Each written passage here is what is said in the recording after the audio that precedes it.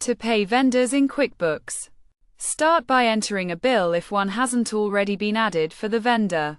This is achieved by clicking the New button and selecting the Bill option under the Vendor section. On the subsequent screen, fill in the relevant details. Select the vendor to be paid. Choose the bill date and due date, and add any new vendors as needed by clicking the Add New button or selecting from existing ones.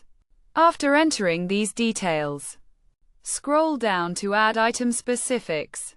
Then click Save and Close once complete.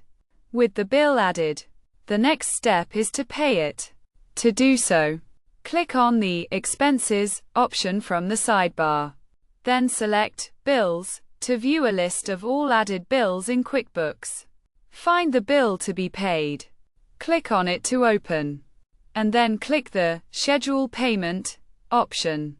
If the QuickBooks Bill Pay option hasn't been applied, it will need to be set up as part of the payment process. This involves applying for the service as part of the plan to facilitate bill payments for vendors.